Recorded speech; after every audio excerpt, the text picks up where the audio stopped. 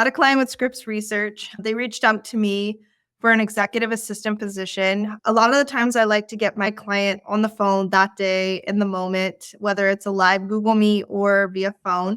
She decided to do a Google Meet with me. She sent me the job description, which is always helpful because then it gives me a minute to really think about who can I present to this person in time for our meeting.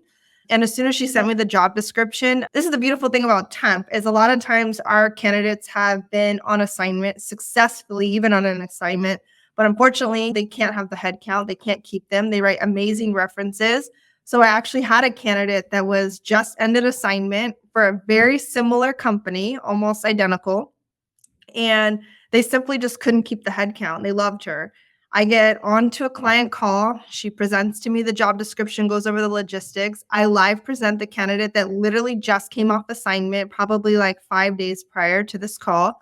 And she's like, can we get her on the phone? Like, how can I zoom in? Felt like, what can we do? And I said, yeah, here's her availability. She's available today. The client ended up reaching out to her, I think at 1 o'clock. My call was at 10. She reached out to her at 1 o'clock. She said, look, I have a vacation coming up. I want to get this done by Friday. This is a Tuesday. And got her on the phone with the candidate, with the VP. They interviewed, let's do a Zoom interview Friday. So he does the Zoom interview Friday, ends up offering her the position.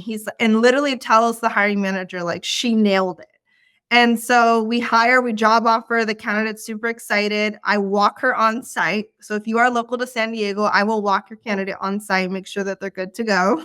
Got her on site, most beautiful views you've ever seen. And she looks at me and says, I think I landed my dream job.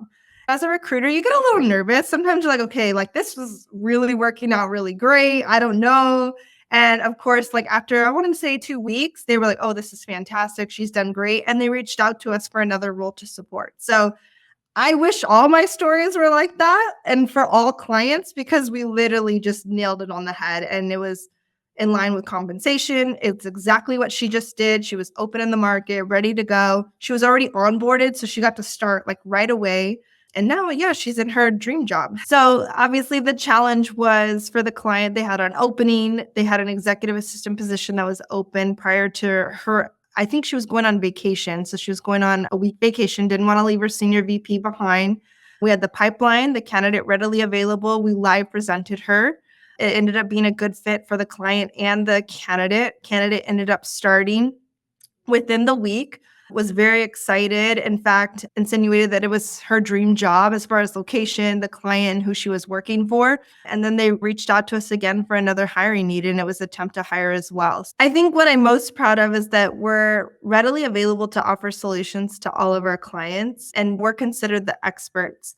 I think the other thing that really separates us is the trust and value that we have with our candidates, because it's great to grab a client and have job orders, but if you don't have the relationship with your candidates and allowing your candidates to really trust you as the recruiter, it's less likely for them to say yes to the job. I think myself and my team do a really good job at building those relationships where I can just make a quick phone call, present to them the job, the client, the company, and they already trust me from the get-go to make that quick decision on joining that client's team.